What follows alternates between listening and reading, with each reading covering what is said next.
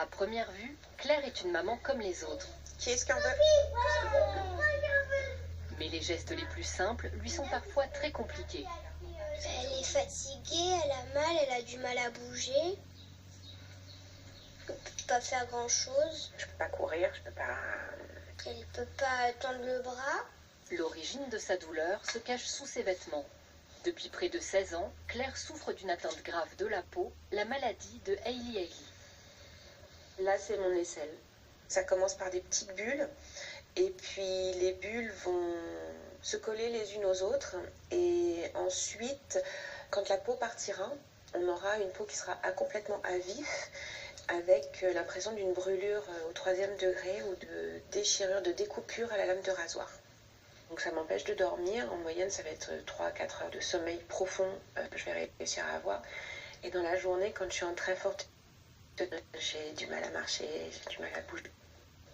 Pour limiter l'extension de ses lésions et préserver sa peau, Claire n'utilise que des produits très doux pour se laver et dispose d'un arsenal de pommades adapté à ses besoins. Principalement, la toilette va se faire avec une solution antiseptique pour éviter les surinfections. On jongle avec des pommades anti-herpès s'il y a une poussée d'herpès, antibiotiques s'il y a une infection associée, la cortisone. Outre les traitements locaux, le port de vêtements amples et une protection solaire drastique, Claire est surveillée de près et au long cours dans ce centre de référence. Bonjour professeur. Alors, voyons voir. Alors effectivement, il y a un grand placard qui est rouge et il y a plusieurs fissures et les lésions sont assez inflammatoires. Le professeur Ovnanian a isolé le gène de la maladie de Hailey-Hailey il y a presque 20 ans et connaît parfaitement son mécanisme. Ce qui est caractéristique de l'épiderme de ces patients, c'est la perte d'adhésion des cellules de l'épiderme entre elles. Vous voyez, tous ces espaces blancs que l'on voit sont absolument anormaux. Normalement, les cellules de l'épiderme sont jointives les unes avec les autres, comme c'est visible ici.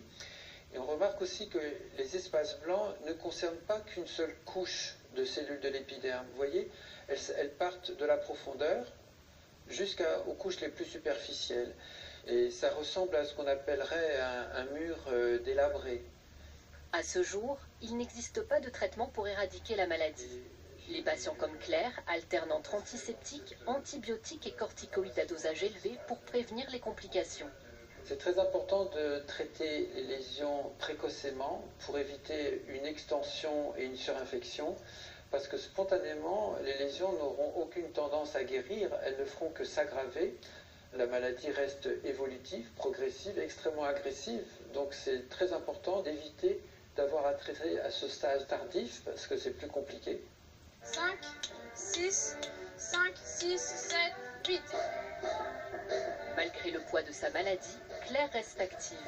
Elle attend le vendredi soir avec impatience pour pratiquer la danse en adaptant ses efforts.